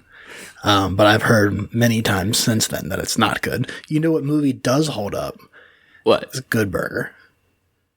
I didn't watch that either. You never watched Good Burger? I feel like we tried to watch it stoned one time or something. You've told me about this movie. I've never watched it. I'm always afraid to rewatch things. It may not. I see, in my mind, it holds up really well because there's both the nostalgic aspect of it and also it's a funny movie. I'm not sure if it's going to hold up the same if you don't have the nostalgic factor. All right, so John's finally watching Hannibal, so you need to get your shit together. Yeah, you're right. I just started watching Taskmaster. Yeah, I should watch Hannibal. Do you have any go-to comfort movies? Sarah's real big. Like, Miyazaki is kind of our household, like, just comfort watches. Yeah. Movies, not really. Here's what's stupid is I would rather put on a 2-hour long live stream that I've seen before to have playing in the background while I'm doing shit than watch a movie. Especially, I mean, new movies is different because then you want to be active and whatever. But even with old movies, like I put on Devil's Rejects is probably the one I usually would go to. That's fun. But I want to watch it when I put it on. So I can't, like, I'm not going to do other shit. I don't know. It's not for comfort. It's for if I want to sit down and be entertained by this thing. Yeah. Man, the Trashcats are really going to turn a corner when we start streaming. Right? I know it will happen.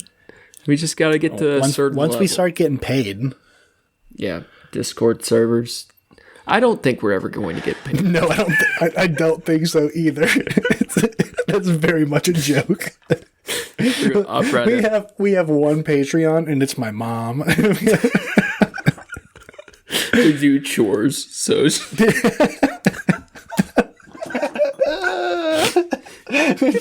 the kitchen. Live stream me going down to her place and doing vacuuming the floor, cleaning kitty litter. Yeah, let's end this one on a good note. What do we got going on coming up, and what do you got cool going on? Well, of course, Thanksgiving's tomorrow. If you're listening to this, you know what I'm thankful for is it's the new episode of Paul Blart Mall Cop coming out, or not Paul Blart Mall Cop. Till Death Do Us Blart. Oh my god. I'm looking forward to listening to that. I do want to give that a shot. It sounds so funny. Now's the time, man. Get caught up. You know what I'm thankful for? What? Jack shit. Absolutely nothing. Fucking got him. I used to be so bitter. I could never be thankful for anything. Now I'm thankful for me. Do you do Thanksgiving with your family? Yeah. Do they insist on praying at the table? Oh, they pray at every meal. Oh, that's wild. I eat through it every time. And I stare at them. And often when they say amen, I say, that was a great prayer, everybody. And my mom rolls her eyes and my dad holds in a little bit more anger.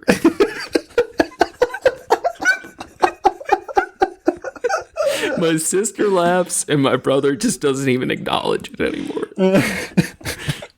I normally joke through other people's prayers like a total asshole. I mean, so, I gotta say, I would too. I can't even picture myself in that scenario. They're so sincere, though. That's the thing. Is I'm honestly expecting that this year from my family. I usually don't go down to Cincinnati and do Thanksgiving with the family down there anymore, but I'm doing that this year, and I do expect someone to insist on a prayer being said. It's not bad. Here's the thing: so like most of the time, my parents, they're just so sincere about it. I think it's stupid as fuck. I have so much. I really do feel like forcing your child to be engaged in a religion is a form of child abuse. Right. And maybe that's a privileged thing to say, but I do strongly feel that way. Mm-hmm. And it's something I wish I could have more open conversations with them about, but it's just never going to happen. Mm-hmm. Very annoying. But, normally I make a joke or something, but like if a person's heart is in it, you got to give them like some, I know you do. I'm just thinking out loud, but some level of respect and like, fuck it. It's never that big of a deal. It's only a big deal if you want it to be, That's how. Yeah. Because it's often been a big deal for me, but now it's just like, oh, you guys are stupid. Whatever. Let's eat. Fuck this turkey. And turkey's disgusting. Dude, fuck a Thanksgiving turkey? Roasting a whole turkey is dumb. It's disgusting. It's the worst way to cook a turkey. It's like a fucking rubbery ham. Like, who the fuck made this tradition, dude? Oh my. Well, here's the thing. You can't talk shit on turkey. I'm talking shit on every turkey. I hate every fucking turkey God ever fucking made. You know, God's a fucking idiot because he made turkeys. What kind of a fucking idiot makes turkeys? They gobble, they look gross as shit, and their meat is rubber. Disgusting creatures. So I think live turkeys actually look kind of cool. I think they're cool looking birds. They're basically fat buzzards. But they're annoying as shit. That is true. I don't need that. That's the last thing I want in my life is some turkey squawking at me. So just begging to be killed, but like you don't get anything for killing them except shit rubber meat. So since this episode's gonna air right before Thanksgiving, I want to put this out. Don't roast the turkey whole. Okay. Either we divide it into parts. Yes, you divide it into parts. You get the breasts off, and then you get the legs off, and preferably separate the drums from the thighs and the wings, and you put those with the drums and the thighs. Well, you can put those with the breasts. So I usually do a roast on the breasts. You get all up underneath the skin, put some butter in there, put some get like some chicken or turkey base and put it up like some bouillon, put it up underneath there with some herbs and shit. And then roast those. And you could do that with the wings too.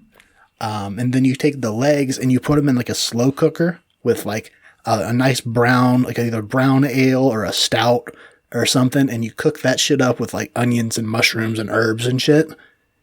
That's the way to have turkey. And then you take that liquid and you make your gravy out of that. And then, you know what the last step is to set it off? Throw it in the trash? You throw it in the trash and order Chinese food like a real American. Like a real American. Oh, God damn it. I do want to have one day or 1 year, I want to have fast food Thanksgiving. No. Like in Talladega Nights. No, I can't do fast food. I used to. They had the Taco Bell and some Domino's and some KFC. Dude, that makes me feel so sick. Oh yeah, absolutely. I'll do heroin, but I won't do it. Like, no fucking way. Give me a plate of pure dope. I'm good. I ain't doing Taco Bell with just lace this Big Mac with heroin. Honestly, I would like that. Chef's kiss. Kiss the butthole. I don't know why chefs are always doing that. What do you got cool going on? You're coming, you're traveling. We might see each other. We're going to see each other soon. Either way, but you got anything cool going on this week before I'm hella focus mode. So we're putting in some new shit at the restaurant or the farmer's market there. We're doing some different food prep. So I'm doing that this week. So I'm focused on that. And then next week I'm laser focused on doing as much pre-prep for Thanksgiving. So that when I get there, I don't have to spend the entire day doing all the prep in the kitchen and then go home the next day, basically. Just grinding. Yeah. Good. Yeah. What do we got? I'm kind of in a similar mode. I got some art coming, but I've been in a similar work mode. I'm actually working overtime for some extra cash around the holidays. So hell yeah. Let's chill. Need all that money. Damn so right. I can torture myself like a Cenobite at a tattoo parlor. What do we got coming up next? Freestyle? Freestyle's next, and then we're talking about doing surrealism after that. Ooh, I just wanted to hear you say it. That's exciting. We're gonna reinstall our 7-part series on surrealism. Guys, we worked so hard. It was the perfect episode. If you hate our redo of it, just think about how great the original could have been. Do that with all of our episodes, actually. Yeah, we're pretty cool. Pretty cool. If you don't like anything that we say or anything that we make, just think of how cool it could have been and think like, oh, maybe their original one was that good. Yeah, we don't like us that much either. It's okay. So I don't think we like each other. We don't like ourselves individually, but I think this podcast, I love the podcast. Fuck yeah, dude. It's fun as shit. Second, that it for us? Yeah, I think I just wanted to keep previously wanted to keep talking because I enjoyed this. Now I'm over with it. Yeah, I'm over with it. Thanks again for listening, everybody. Thank you to Approaching Human for the use of his music. You can find his work on SoundCloud at Approaching-Human. Thanks, John. I will say he's got a secondary account I will share next time where he's making music every day now. Oh, shit. Big switch. And, most of it is like the rough stuff, just making a quick beat, but it's Live Life 365, kind of like Beeble style, where you make something every day. And I'm not finishing something every day, but that's the mindset I've had for a long time, and I'm keeping it where even if I'm not finishing something, just a little bit every day. And he's doing that, and that's a game changer for him. Very excited to hear much more of his stuff. So fuck yeah. We'll be playing stuff. Get on it, John. Looking forward to it. Fuck yeah. Make sure to check out the show page here at Trashcats on Instagram for news and arts from the show. Check out Facebook for the memes. For the memes, if you're super bored, you have to be so bored, you can check out my trashy art on Instagram at Skyzix, SKYZICX. Got some new stuff coming. Shouts out to Chris Kulski. That's his name, right? Chris Kulski. Check out this dude's sculpture. He's been around for a long time, but it's just so beautiful. Just such cool worlds and shrines. I would love to have his work hanging somewhere in my apartment. Right? It would look so good on some of those new fresh painted walls. Fuck yeah. Check him out. Check out the name of the sculpture was Can't Help Myself. What was it? The bloody arm that cleans itself is titled Can't Help Myself. Look up Blood Sculpture Can't Help Myself by Sung Young and Peng Yu. And lastly, give it a Google. The painting, I'm just making it suspenseful for you guys. Monastery Burial Ground Under Snow by artist Casper David Frederick. Will be sharing those pieces and links to the artist on the pages. So make sure to check those out. And next Wednesday, our episode will be a freestyle followed by a look at surrealism art. So stay tuned. Fuck yeah. That's going to be all for us today. Stay classy, eat trashy.